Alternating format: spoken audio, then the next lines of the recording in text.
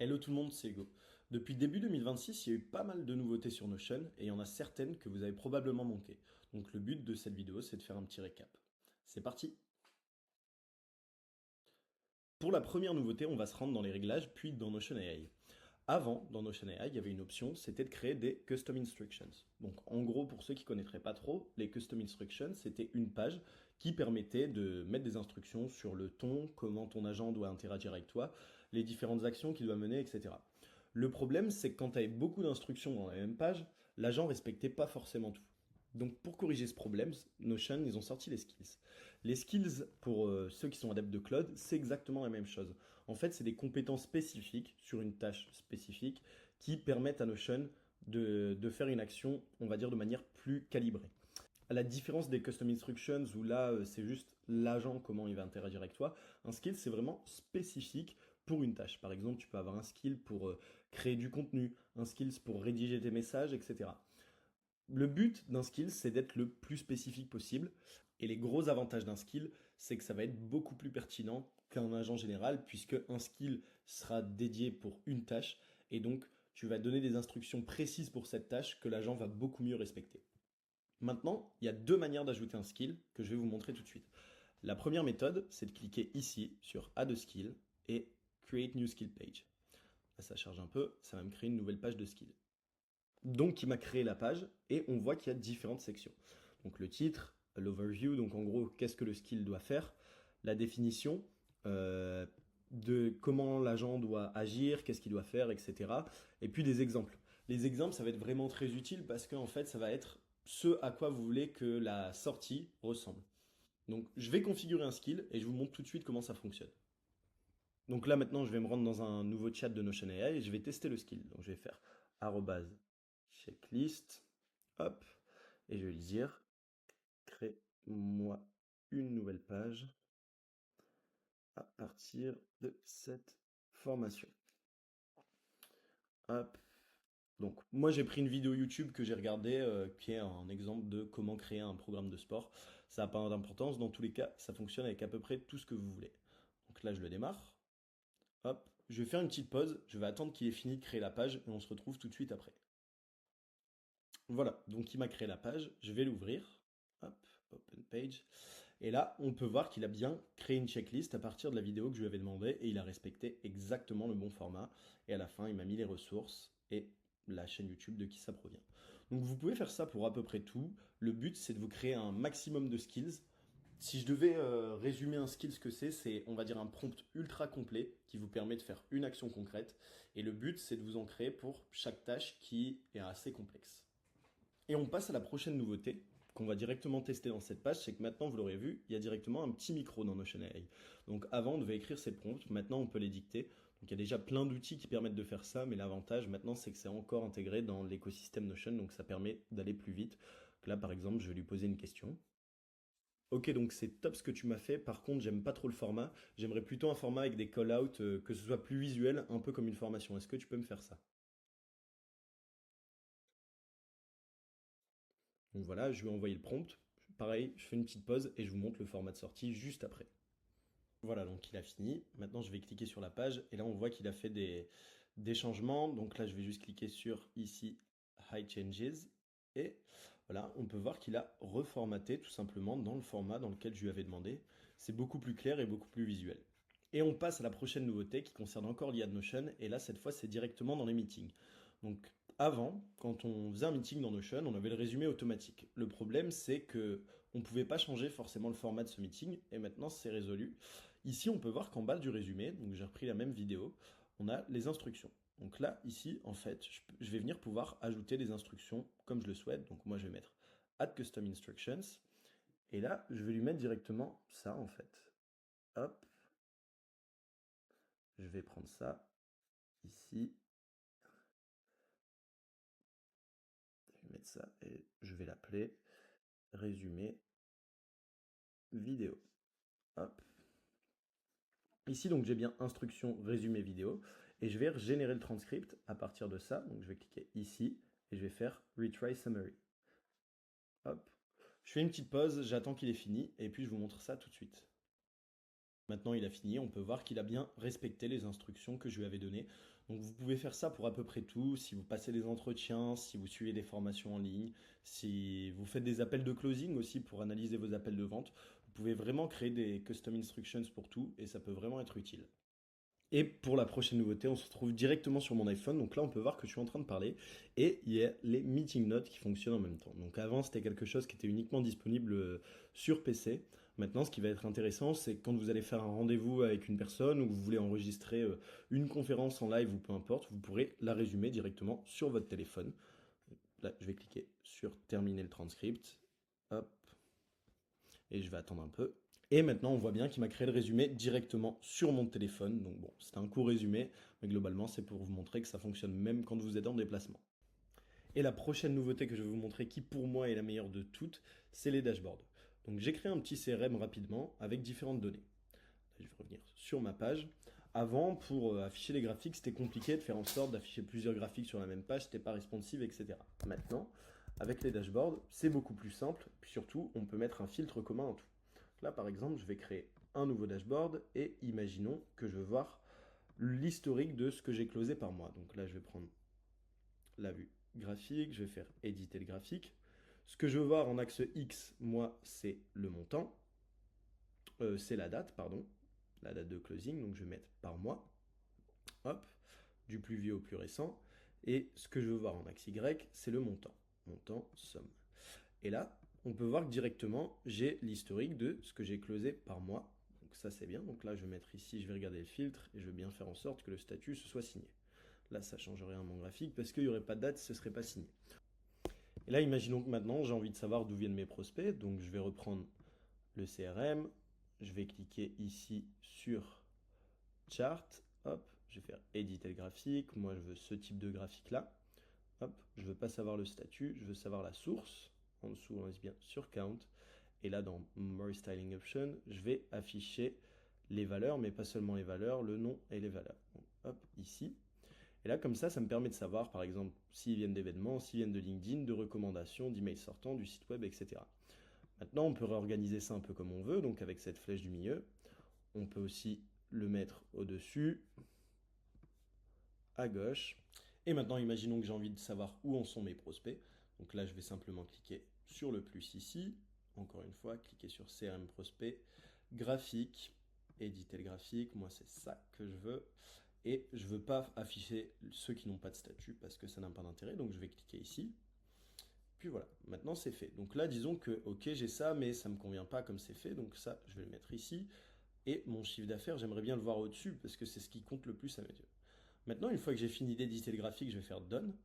Et là, on peut voir qu'on a un graphique qui est totalement responsive. Donc là, on peut même plus le modifier, hein. On peut simplement voir les données. Et le gros avantage, c'est qu'on va pouvoir mettre un fil qui s'applique à tous. Par exemple, là, je veux voir uniquement, moi, ceux qui sont signés. Donc là, je vais mettre signé ici. Là, on peut voir que mes graphiques sont mis à jour. Donc là, forcément, il m'a gardé uniquement la colonne de ceux qui sont signés.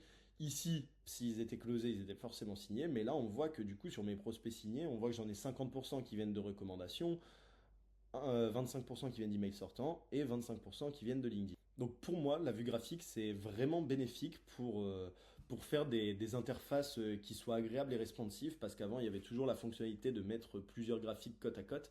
Mais là, les dashboards, ça permet vraiment de faire quelque chose d'épuré et de transformer votre Notion en vrai tableau de bord. Et la prochaine nouveauté que je vais vous présenter, c'est les onglets. Donc pour insérer un onglet, on va faire slash tabs. Et en fait, les onglets, c'est quoi? C'est tout simplement comme un call-out, mais avec plusieurs sections. Donc ça peut être super utile pour un projet client, par exemple, où ici on va mettre description. Hop. Ici, on va mettre les tâches, par exemple. Et ici, on va mettre les responsables. Et on peut même se mettre des icônes si on veut. Donc là, on va mettre description. Hop. Tâches. Hop. Et les responsables.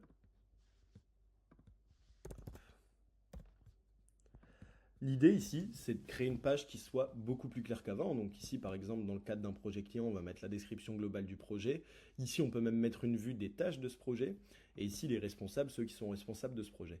Le gros avantage, c'est que ça va éviter de faire des pages à rallonge où il faut scroller. Et là, ça nous fait vraiment un peu comme un menu, comme un site web, et ça permet d'accéder beaucoup plus facilement aux différentes sections. Et une autre nouveauté qu'on a maintenant sur Notion, c'est les breadcrumbs. Donc les breadcrumbs, c'est quoi? C'est simplement ici, quand on va survoler, on va se mettre là, et là on peut voir qu'on arrive aux différentes sections directement. L'avantage, c'est quand vous êtes sur une page mère et que vous voulez aller vraiment loin, donc là je vais aller ici, dans les nouveautés Notion, les dashboards, je peux accéder directement à mon CRM. Pareil ici, je peux accéder directement à la page, donc ça évite de cliquer 50 fois sur une page pour accéder directement à la section qu'on cherche. Et maintenant, niveau expérience utilisateur, on a aussi une autre nouveauté Notion, c'est qu'on a une nouvelle sidebar. Donc avant, la barre latérale, elle était simple, il n'y avait que cette partie-là. Maintenant, ce que ça change, c'est qu'ici, on peut directement démarrer un nouveau chat avec l'IA de Notion, créer une nouvelle page. Et ici, on retrouve tout l'historique de nos chats avec Notion. En haut, on retrouve nos custom instructions, nos agents, etc. Et ici, on voit le résumé de tous nos meetings. Et ici, la section notification, donc qui n'a pas changé par rapport à avant. Ça permet globalement d'avoir une vue plus claire et puis ça simplifie pas mal l'UX. Maintenant, une des autres nouveautés qu'on a dans Notion AI aussi, c'est la génération d'images. Donc pour le faire, il y a deux manières. Soit vous faites simplement image, soit vous faites AI image. Et ici, vous allez pouvoir décrire votre idée. Donc là, par exemple, je vais lui dire, génère-moi une image d'un homme qui travaille sur son PC, sur Notion, hop. Et ici, on a des instructions. Donc, on peut générer un diagramme, donc là, c'est pas le cas, des slides, un graphique, une photo, un dessin, un sketch, un cartoon. Donc, moi, je vais le faire sous forme de cartoon. Et donc, vous pouvez faire aussi des graphiques. Mais les graphiques, ça ne fait pas à confondre avec les graphiques qu'on a montré avant. Là, ce sera vraiment des graphiques basés sur des données textuelles. Donc, ça peut faire un rendu visuel sympa, mais ce ne sera pas vraiment des dashboards comme on a pu le voir dans l'exemple précédent. Là, je vais le générer.